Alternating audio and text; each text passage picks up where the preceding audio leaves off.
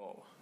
Hi everyone, welcome back to another episode of Jellyfeet and Ping Pong Fridays. Today I have a guest here. His name is Eric Skarnes. Eric is from Insurance Warehouse, and he's also a friend, someone who I respect in the business community. I met a few years back, and definitely is a better golfer than me. So, Eric, thank you for coming on the show today. Thanks for having me. I appreciate you taking some time out to share with us what you do. And so with that said, tell us about Insurance Warehouse and how that all started, the genesis behind it. Yeah, so Insurance Warehouse has been in business for 4 years now. I've been in the insurance industry since I was 18, which has been 12 years running.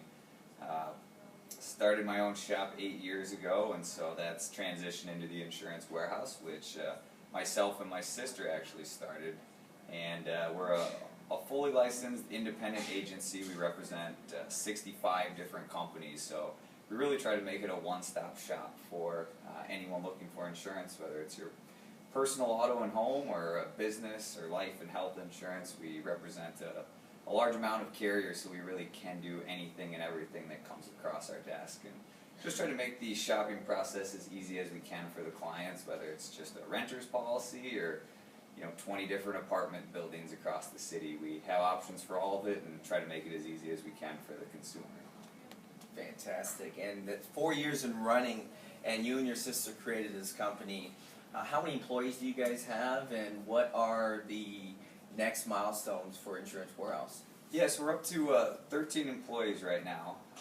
We've been growing extremely quickly, and our next big milestone is we're just shy of the $5 million mark. So our agency is just about to hit that probably in the next quarter here, which is pretty exciting for us. We thought that was going to take us 7 to 8 years, and to be able to do it in our 4th year is pretty exciting.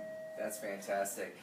Just a bit of color. I met you at a EOS event, I believe, 2 to 3 years ago, and we just talked about milestones and achieving goals. And I think it's terrific to hear you say that you actually met your mark earlier within the course of hitting goals, because I know that deals a lot. For those of you that do not know, EOS stands for Entrepreneurial Organizational Systems, and Eric and I, we were at a EOS event for Minnesota, and that's kind of how we got introduced to each other, and we kind of stayed in contact. So that's great. So now it's time for the hot seat questions. Okay. You ready for this? As ready as I'm going to be. Fantastic. So the first question has to do with your business, your company, and what have you. What keeps you up at night as it relates to your business? Yeah, besides my 2-year-old, what keeps me up at night? That is a good question. As you know, as a small business owner, you kind of wear all hats, and so a lot of stuff keeps me up at night. But I think staffing and the clients, or really the people I'm involved with, are what keep me up at night the most. Making sure that we have the right staff in place, and that we give the staff the right tools to be as successful as they can be. And as you grow, you can't have your hands in everything like I used to when it was a one-man show, and so making sure that the staff has everything they need to be as successful and do the job the way that they can, and the way that I expect them to do it, is probably the biggest thing that keeps me up at night.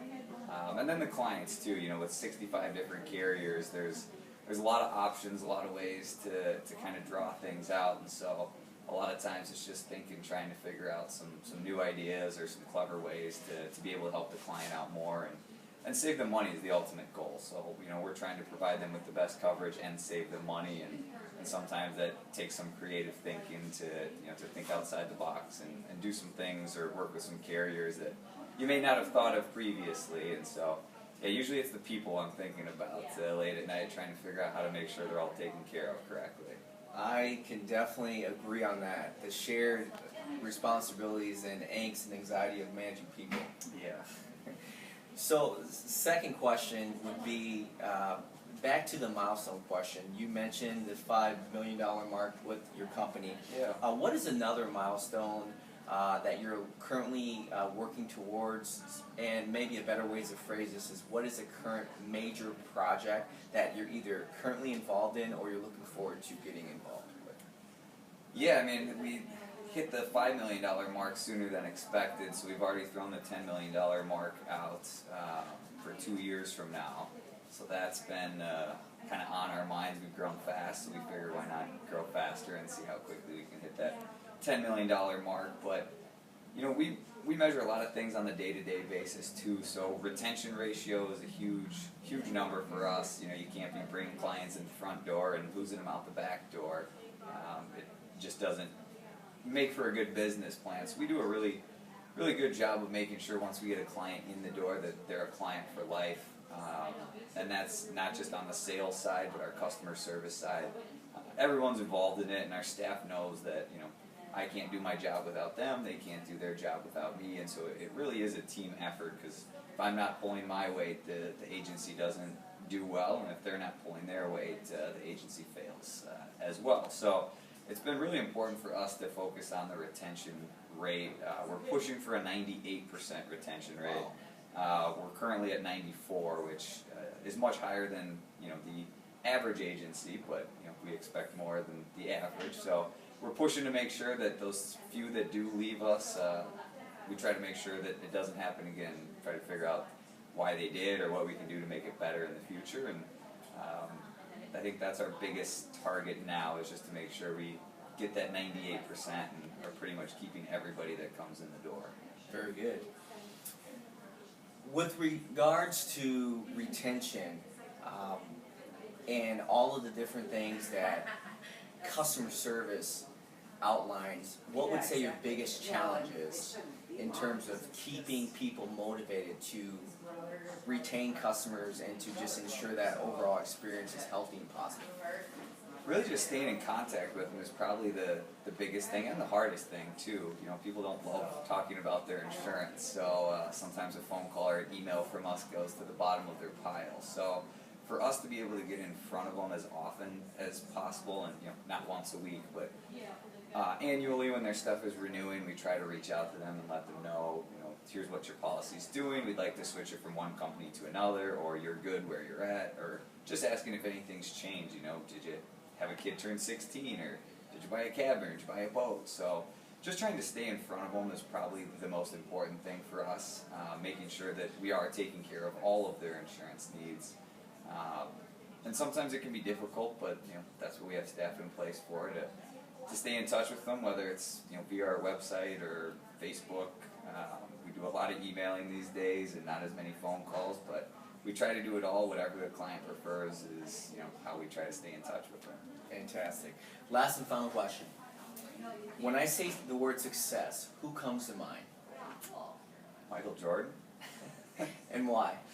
I'm just a huge sports fan, so I think my thoughts automatically go to sports. There's probably a million other business names that should be brought up, like Warren Buffett, but Jordan's probably automatically the first one on the top of my head. Just no explanation needed on that one. He's Jordan. Yeah.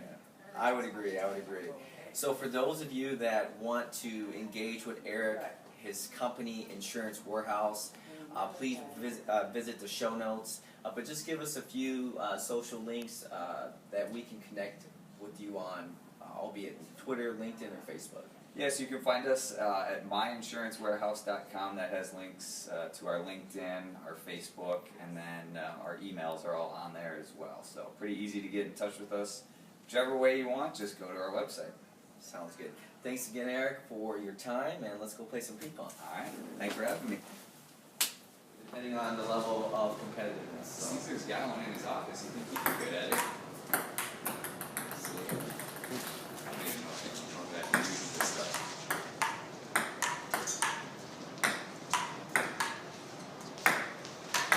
Oh! I was dreading this.